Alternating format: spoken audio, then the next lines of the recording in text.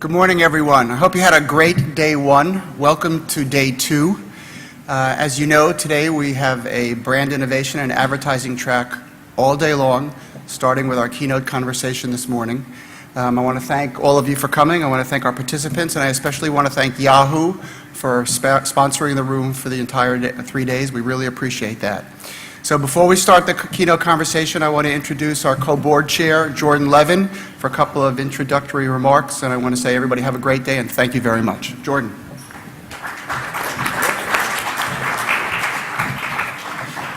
Good morning.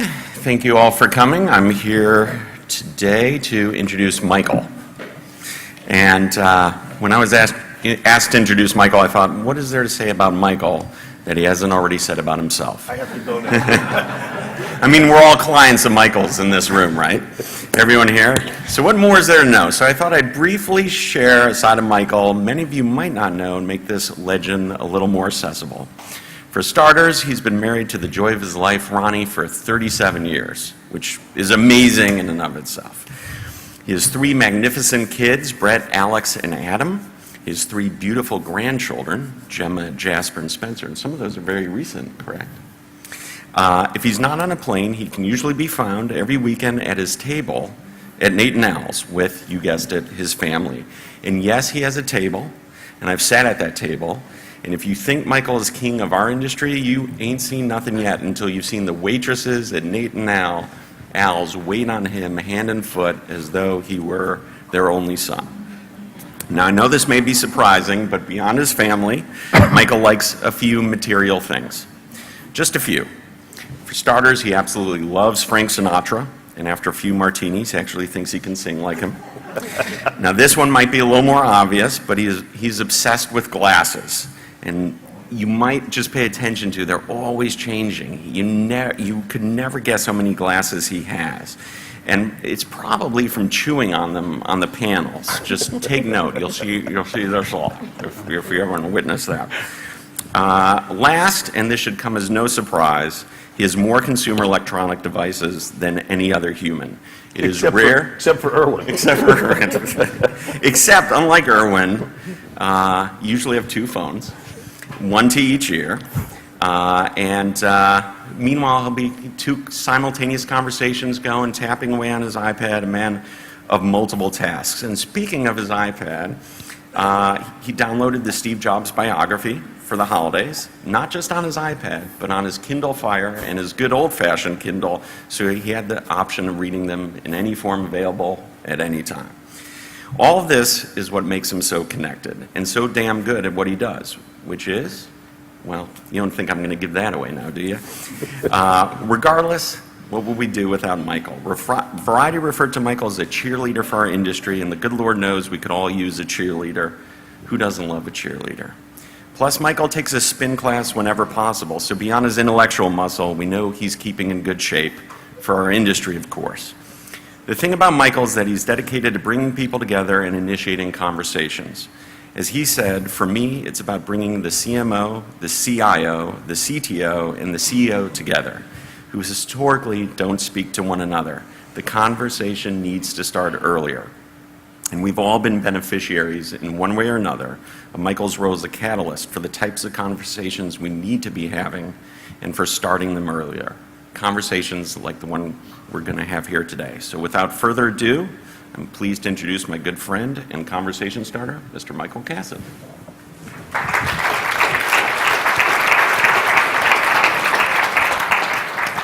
Thank you, Jordan, and thank you. That's all I'm going to say. I appreciate it. You left out one thing, though. It's matzo brie on the table at Nate and Al's that makes it really special. I find myself looking around this room and looking at this panel and a little bit of a loss for words because the conversation start that Jordan referred to, this one is one that's been started for quite some time, but keeps getting better and better, not from my perspective, I think, but from the perspective of the industry. And having been an attendee and a participant for many, many years at NATPE, more than I can count, I think I heard we're coming up on the, did I hear 50th anniversary of NATPE? Is that right, Rick? 50th anniversary of NATPE. I can't say that I've been to 50, but I can certainly remember starting back in the 80s. So, you know, if I was better at math, I would have been a doctor, not a lawyer. So I'm just going to leave it, you know, to your imagination. But NATPE has continued to morph, and it's continued to have a place in everybody's life to have a conversation. And today's particularly, I think, is evident of that, because we have an interesting group of people that we're going to have a chance to chat with this morning. And I think if you look at the cross-section, it really defines our industry in an interesting way. We have Erwin Gottlieb, who, again, in this room certainly needs no introduction, also one of the strongest supporters of NATPE and a Brandon Tartikoff Award winner maybe 3 years ago in Las Vegas, and somebody who needs no introduction in the industry from the standpoint of his position, his intelligence, his ability to move markets, and his ability to be a great friend to so many, and his ability to fix all the electronic devices that I have on a regular basis. So I have my own in-house IT department. It's called Erwin, and I've used it many, many times. Secondly, we have Aaron Matz, who has become a good friend over the years, and about a year and a half ago, I guess, Aaron made the move over to AB InBev. But when Aaron and I first interacted, Aaron was running the digital practice at OMD for the North American market, and certainly had an interesting perspective from an agency side at a time when the markets continued to change with the focus on digital.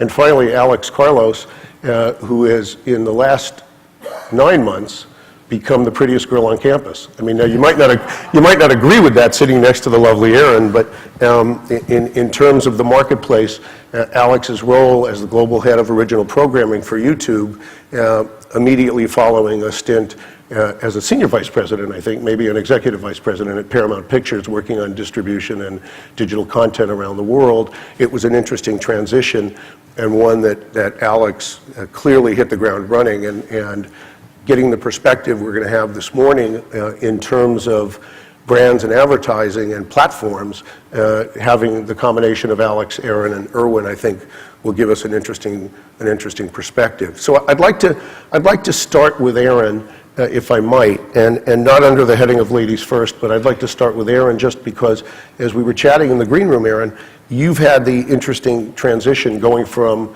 agency side, working on, you know, multiple brands across all sorts of industries, to now, in this last year and a half, focused on, you know, certainly one of the world's most important brands, and one that has had a leadership position in terms of content and content creation, and for sure at the head of the class when we look at events like the Super Bowl, the Anheuser-Busch positioning and the Anheuser-Busch marketing and creativity has always been water cooler conversation, and certainly game-changing in the industry. How are you looking at it now, Aaron, in your role, having, again, worked at an agency where you'd work on, whether it were Pepsi or Visa or Intel or clients that might not have as easy a time making content that is interesting in a commercial state, and now with the beer category,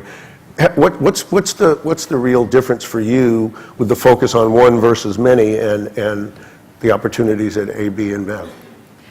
Well, first of all, it's nice to have focus on one product, even though we have over 200 brands of beer. You know, it's also really exciting to work on a product that has such great brand stories to tell. We were speaking a little bit earlier about different brands and the onus that's put on brands now to be content developers or co-producers of content, and getting to tell a story about Kleenex is more challenging, I think, than talking about beer, because beer is such you know, a social part of the way that we interact with each other.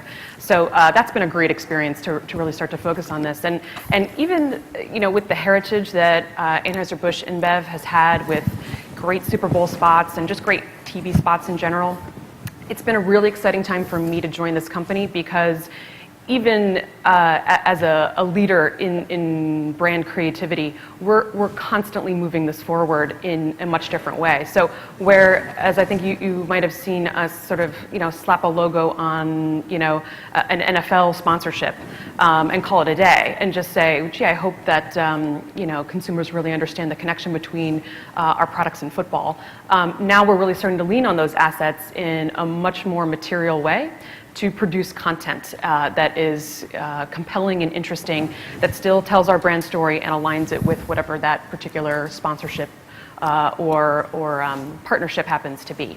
And I think that's especially true in the digital space too. It's no longer is the first idea, well, what's the TV spot look like? It's more of what that brand storytelling looks like and how can we expand that into a number of different platforms that are going to get consumers excited about it and tell them something more and more compelling about our brand. That's a unique perspective from us.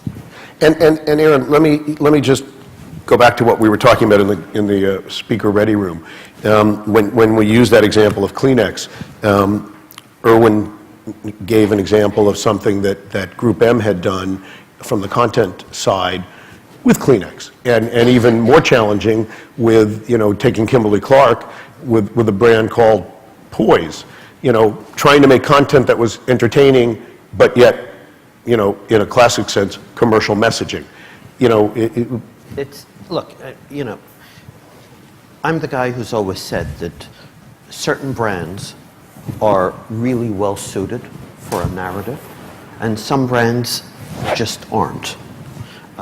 It's interesting, but the brands you mentioned in Aaron's context were Pepsi and Intel, both of which are really easy brands to create narrative around, right? If you've got a toilet paper, what do you do? Well, I hope you do what you're supposed to do, but we can talk about that later. But it makes for poor content, Michael, unfortunately. The interesting thing is Kleenex was the one that was picked as a real challenge, and we didn't really create content for Kleenex, but we used Kleenex to sponsor a series of chick flick tearjerker movies on television, calling it the Kleenex Theater. We did that, right? We had a brand also from Kimberly-Clark that came along. It dealt with, I believe the technical term is leaking bladder syndrome. We're trying to keep it really, really right? high tone here. And how do you create a narrative around it? Well, one of our guys went to Whoopi Goldberg, and she did a whole series of little episodes talking about the occasional spritz. And she took a serious subject, she made it funny, and yet it was informative, and it set up the brand and it told the brand story. These things are incredibly difficult to do. And the occasions when you're successful are really more the exception than the rule. And there's one last comment I'm going to make, and that is, there are those who say that the more things change, the more they stay the same. If you think about the advent of television, where advertisers came in and had full sponsorship of time periods, they didn't get on the air and do a half-hour or hour infomercial. They went out and they got the Danny Thomases and the Bob Hopes and all that, created really compelling content, and found creative ways to associate themselves with the compelling content for the benefit of the brand. So it's not simply finding a way to create a brand narrative that is compelling. In some instances, when you can't do that, there are other ways of achieving the objective that are practical. So let me flip to Alex, and you're at the dawn of what many are calling a new era in terms of the channel strategy that you're involved with launching on YouTube, and it may very well be a new era. So as we talk about these channels in a broad sense, how do you see that partnership between brands and the channel strategy? You don't want it to become overarching, because I believe NATPE's statement of content first is a question, and I guess my question is it accurate? Is content first? And not, you can give this opinion, Alex, from your own perspective, and then with your head of original programming at YouTube perspective. Either way. Sure. Well, I think in many respects, we help advertisers, we help content owners find their audiences. Yesterday we announced that we get 4 billion views a day on YouTube, which is a 30% increase from the statistics 6 months ago. Because we're a global platform, we can find audiences that content owners and advertisers previously couldn't find. The regional distribution of content through cable prevented those global diasporas from being discoverable. So those examples of Kleenex, or even the more slightly sensitive examples, those are very pertinent needs for those discrete audiences. So to be able to offer content that can talk to them is incredibly powerful. We have a channel on YouTube, a crochet channel, that garners 48 million views. We have a one-woman Filipino comedy channel that garners 88 million views. So those discrete niches are as much a part of tomorrow's online video opportunity as anything else. And if we can find those audiences and delight them and bring them back again and again with engaging content, and if we can provide an ecosystem where content owners can be commercially successful, that's an ecosystem that's incredibly valuable for the brand community. So Alex, you said if you can find those audiences, that begs a question that many have about the channel strategy. Finding the audience is one thing. How are the audiences going to find the programming? And let me, before I make that the question, many in this room have experience on the, what I'll say, traditional television side. When a program is launched, and we're speaking program specific generally, not channel, but when a program is launched, we're wrapping buses and having billboards and lead-ins and all kinds of promotional noise around that. And so what's your view of how, not only will you find the audience, but will the audience be able to find the program channels that are interesting to them?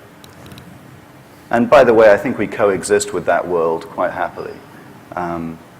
So in many respects, the channel strategy is a mechanism to allow audiences to discover the content much more easily. Our product team rolled out a redesign of the homepage and many of the pages on YouTube with a mission of creating a channel infrastructure. A homepage that allowed consumers to select and subscribe to the channels that were interesting to them, and then return to YouTube again and again and find those channels waiting for them with content feeds that are very personalized and tailored for what they want. And that's probably the exciting point of distinction for YouTube for online video. An on-demand world allows consumers to choose and select the things that are very specific to them, to create playlists or to have playlists fed to them that drive discoverability. So in many respects, yes, there are promotional mechanisms on YouTube, but we at the end of the day serve as a platform, and we allow our partners, be they content owners or brand builders, to create content that allows audiences to discover it much more easily. Yeah, I just want to expand on a comment Alex made, and that is the two worlds are quite complementary. Yeah. I mean, if any of you who've been coming to NATPE for years will remember that this was a market for broadcast and for cable, right? And broadcast needs audiences in the millions, cable needs audiences of around 1 million, certainly in the hundreds of thousands. But importantly, those audiences have to show up at the same moment because they consume the content in real time. That's where this becomes very different. The quantity of people you need on YouTube to be successful is much smaller, even than niche cable. It can be a small fraction of that size, and that audience doesn't have to all show up at a specific time when they have alternate choices. I mean, in television, you look at the competitive scheduling and you work against that. There is no competitive scheduling on YouTube. You show up at your convenience, and the audiences are aggregated across time. So from the standpoint of an agency guy, these are all very complementary tools in our toolbox, and there is a role for each of them in the world of media.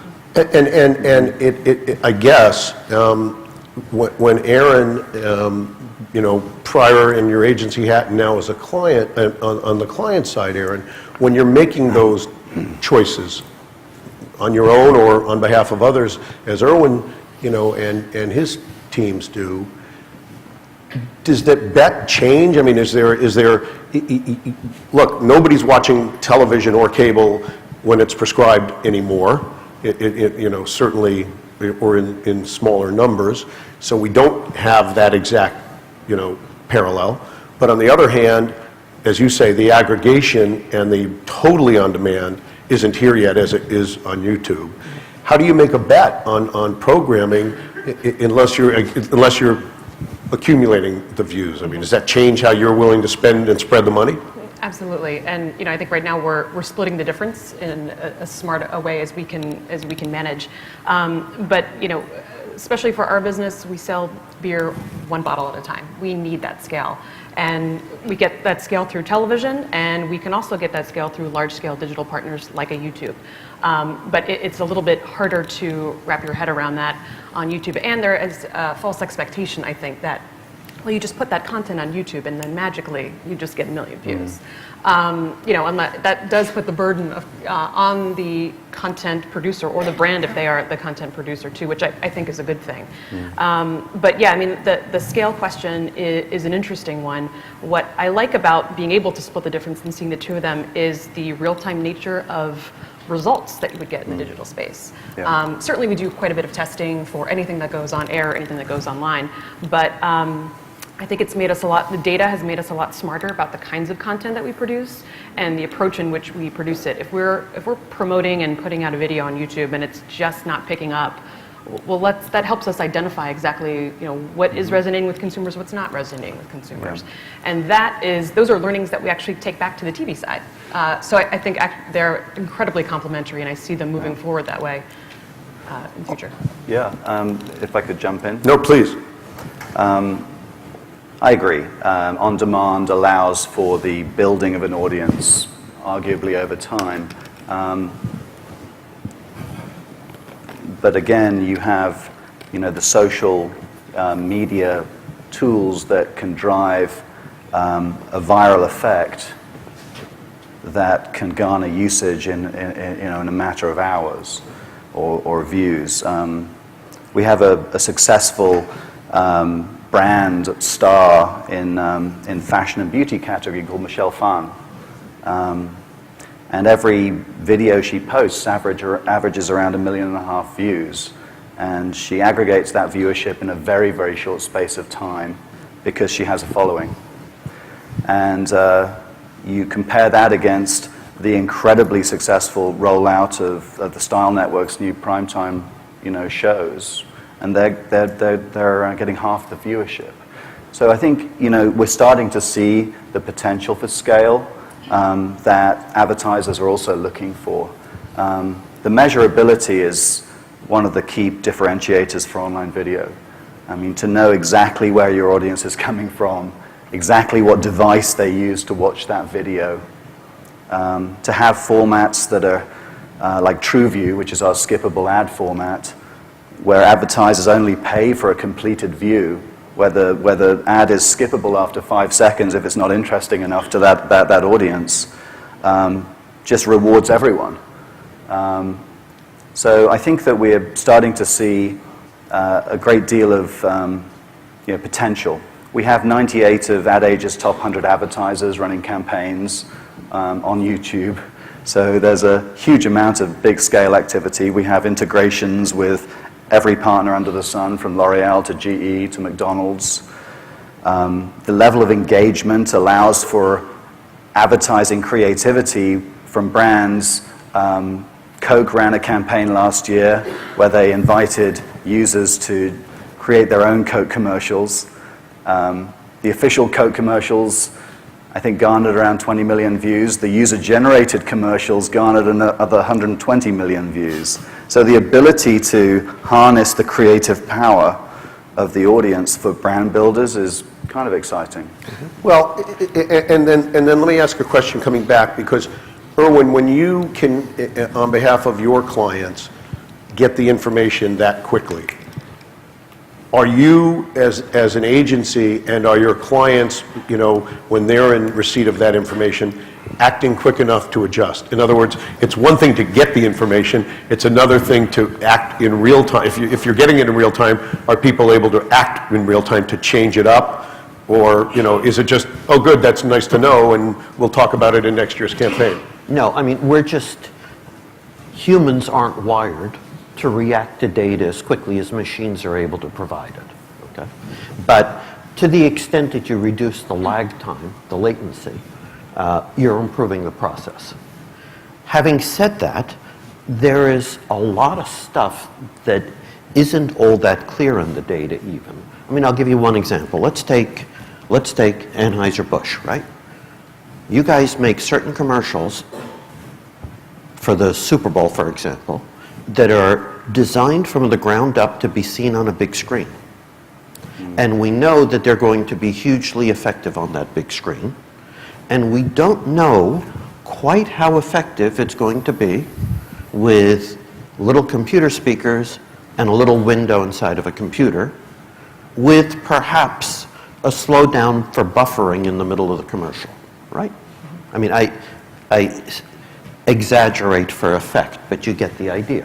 And nobody quite knows what those trade-offs are yet. There's a huge amount of work that's yet to be done in that space. Well, and it was really one of the questions I was going to ask, which is content screen agnostic or not? And I think the answer is it's not. It is and it isn't. I mean, on the one hand, we take the view that we need to build our reach and frequency on a screen agnostic basis. But we're not foolish enough to think that an impression is an impression is an impression. Mm-hmm. And we don't know enough just yet. We're scrambling to learn, but we don't know enough just yet. There's a second concern that's very, very real, and that is total usage on the YouTubes of the world is still a tiny little fraction of total television consumption.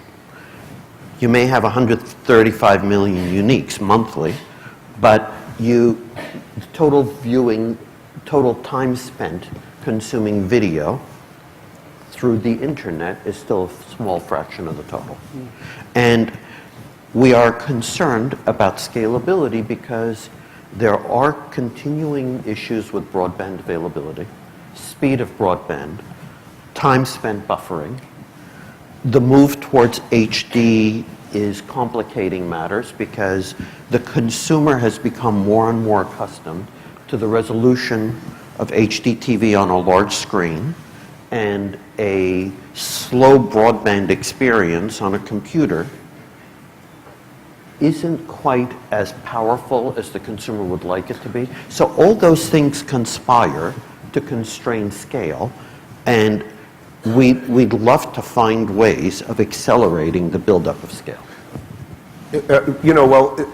I agree in principle with what you said, but if we sit here today and try to look around the corner or over the horizon and look at, OTT, we're going to be looking at whatever I might have originated on this screen or a smaller screen, I'm going to be watching on the larger screen.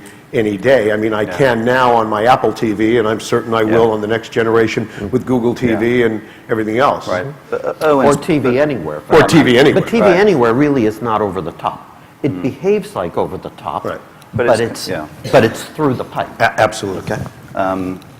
But in many cases constrained by the same limitations that you point out.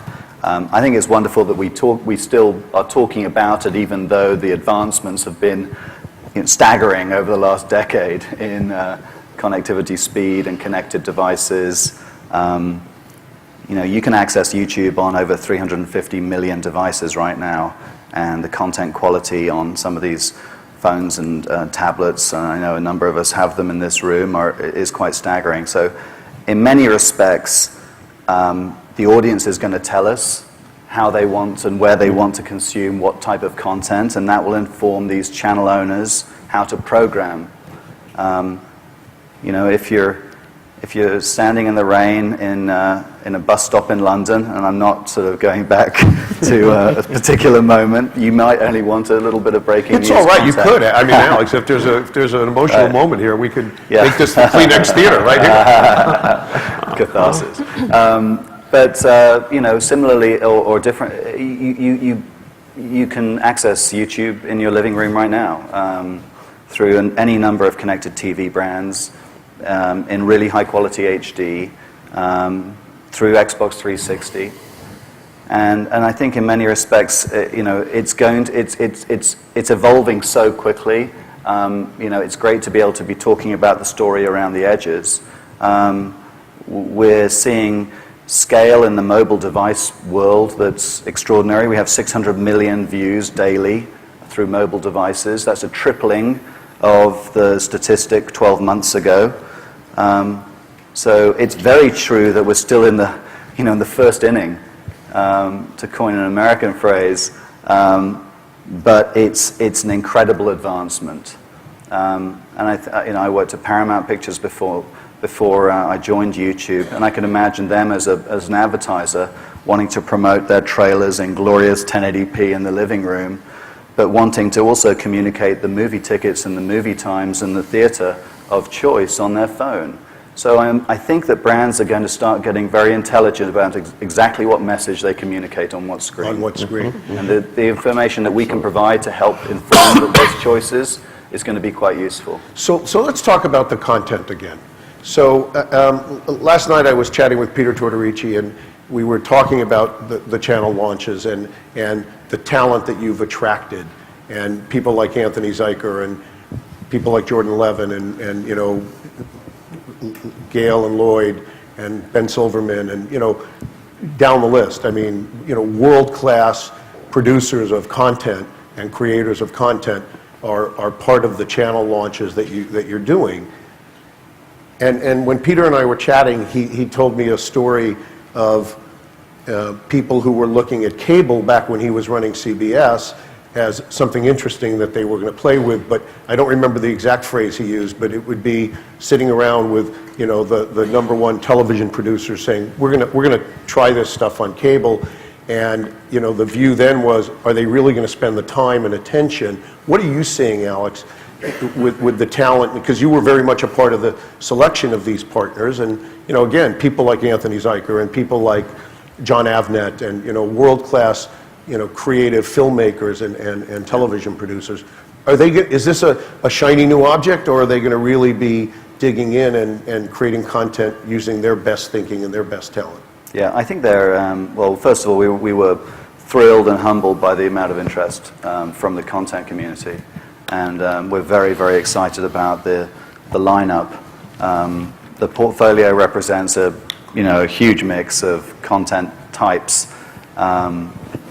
And some of the collaborations that we've seen between the traditional media players and some of these new media players is really, really exciting. Anthony Zeiker partnering with Black Box TV. Black Box TV is a YouTube channel with a few 100,000 subscribers, partnering with the creator of CSI. That's quite something. I think in many respects they see the opportunity as one of creative freedom. there is no greenlighting process. There are no development notes being exchanged. They have the full freedom to run their channel. Now that comes with a huge responsibility, which is not only to create the content and program the channel, but also to find their own audience. It requires, wearing the hat of a marketer as well as a programmer. But that's something that is very exciting to a lot of these people. They recognize that there are now new ways to find your audience and to build value in your intellectual property.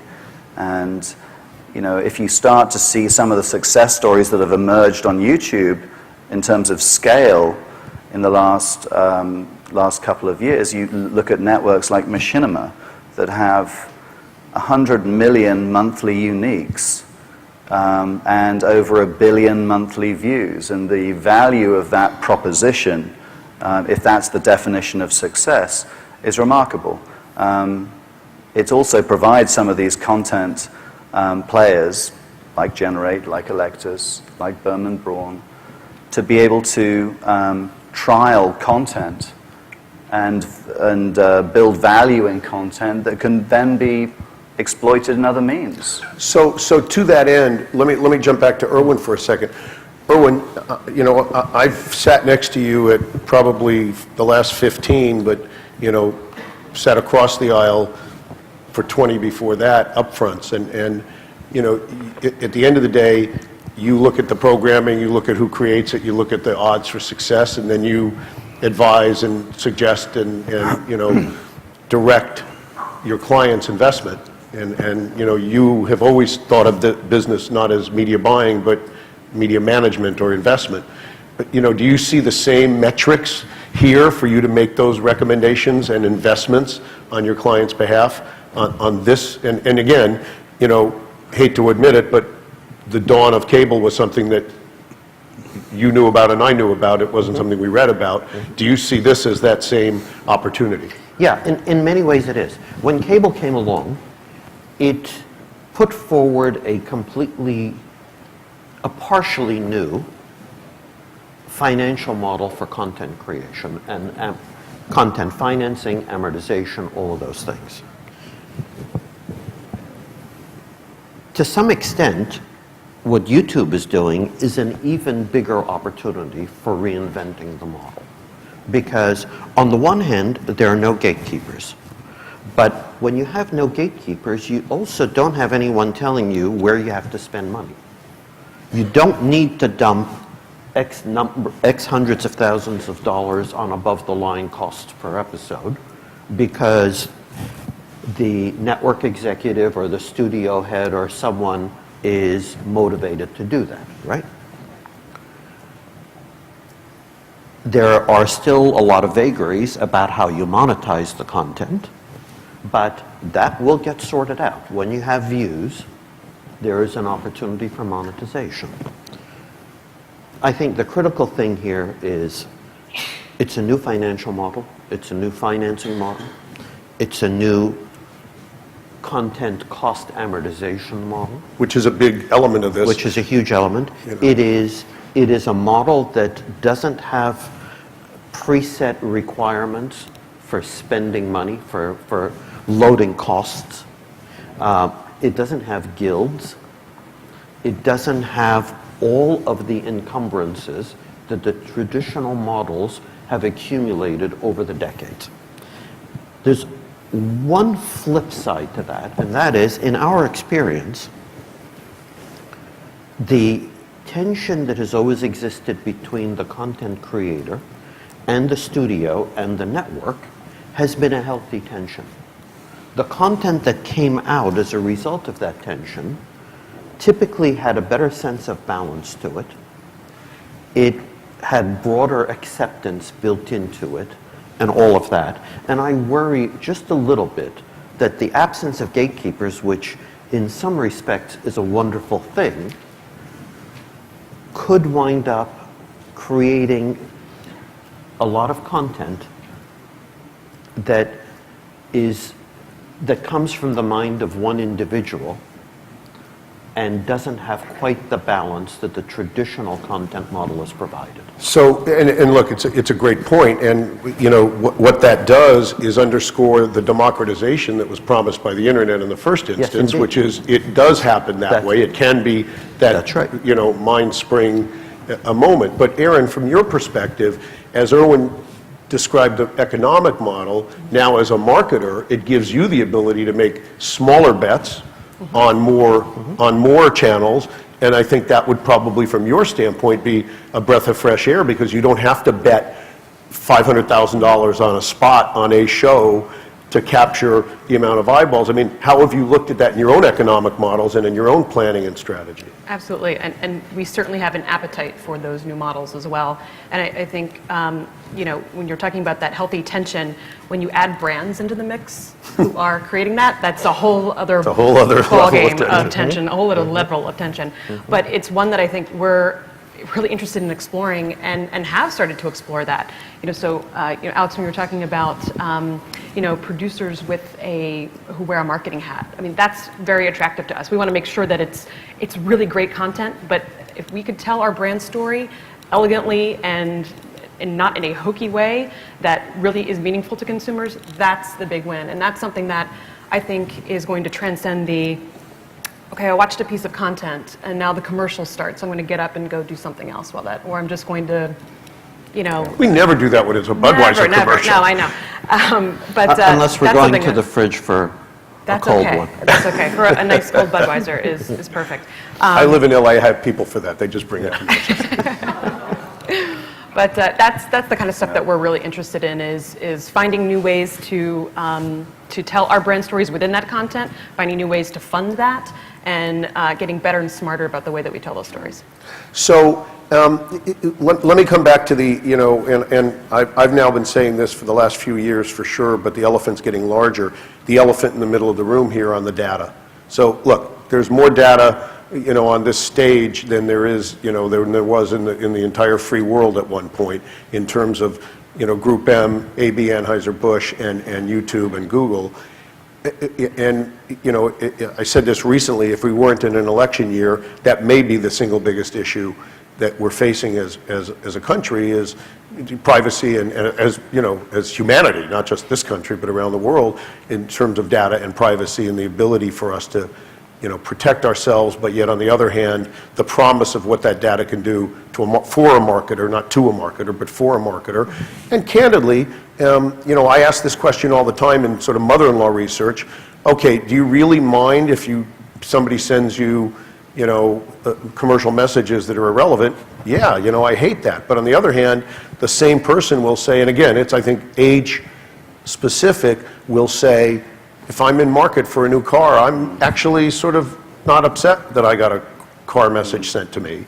Or if I'm having a big party for the Super Bowl, I'm not unhappy that I got a message from AB. The bottom line is you get whatever answers you want based on how you phrase the question. I was trained to do that as a lawyer. Exactly. Exactly. So you can literally phrase the question to achieve any response that you want. And I think this is a political hot potato.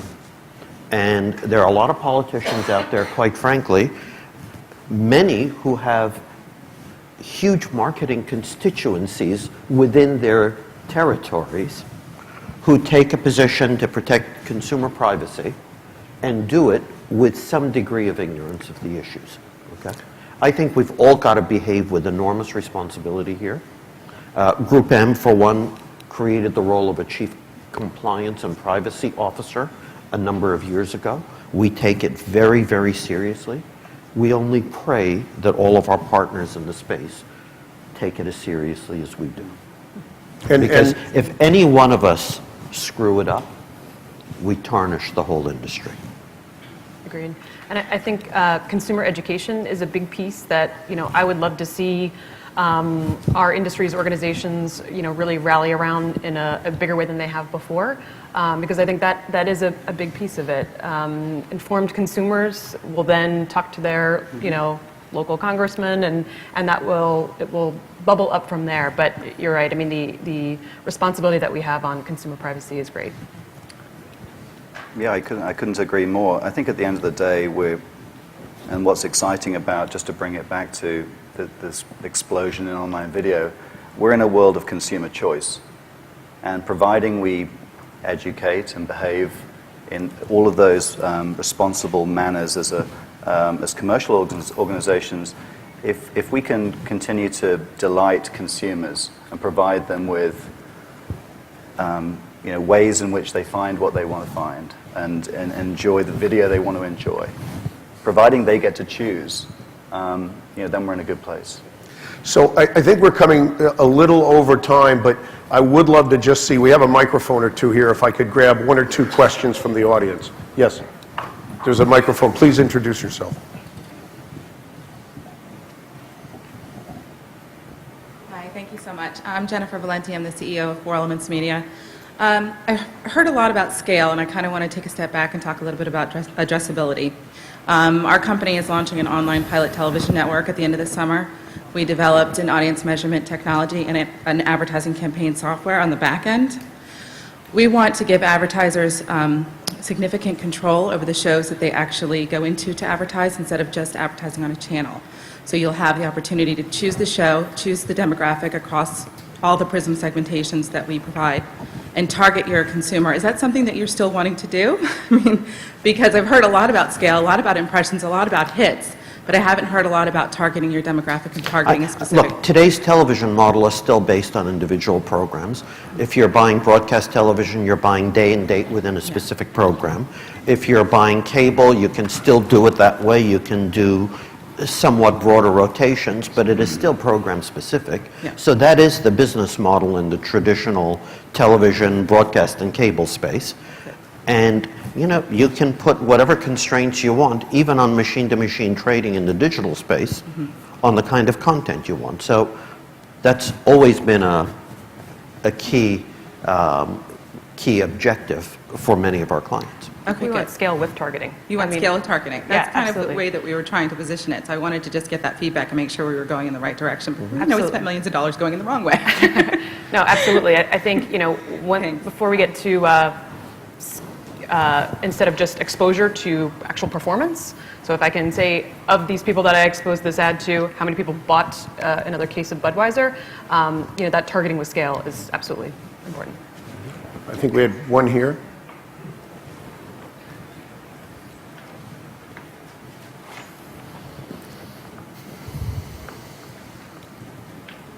Robert Chiretto with International Investor. At one time, there was a lot of talk in television about the important issue of frequency and consistency, especially surrounding content. It seems like a lot of that is lost in the new digital model. I may be incorrect in saying so. I wonder if you could all comment of whether it's still considered important to have that same message with the same content repeatedly in front of your viewers. Yeah, I think it's a great question. For us, it's critical.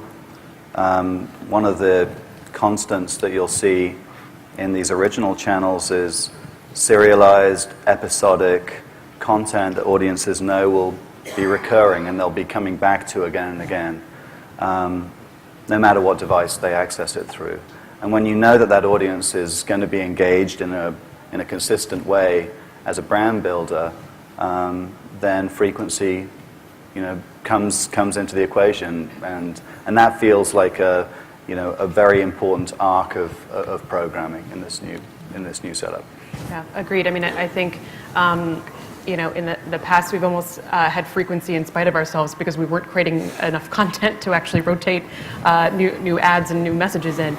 But I think, the VW example from last year's Super Bowl was a great example of the power of frequency. I think Super Bowl advertisers used to, wait until that big reveal moment during the Super Bowl when, you certainly had all eyes on that spot. But I love that VW leaked that at the beginning of January. And so everyone kind of fell in love with this idea. And then when you saw it finally in the Super Bowl, it was this great feeling of recognition. And, did you see that? Oh, we watch it again. So I think they did a really good job of taking advantage of frequency of just one particular message themselves. I'm just going to add one layer to that, and that is that nobody argues that there are benefits of frequency, but what we have learned in the last 20 years is from a pure return on investment standpoint, you are better off lowering your frequency and increasing your unduplicated reach. And from that standpoint, I need to remind everyone that with the kind of data we have today, whether it's Nielsen respondent level data or whether it's cookie-based data, we're able to model and achieve unduplicated reach levels almost at will, and we don't have to rely on consistency of content to achieve that. Okay? We can model it, we can use the cookie data, we can reach people. We don't have to wait for them to turn up at a specific program or site. We can reach them as they're surfing the web at the sites of their choice or watching the programming of their choice. I think we have to say thank you, not only to our wonderful panelists and this discussion, but to all of you for paying attention and showing up this morning. So thank you, and we appreciate it.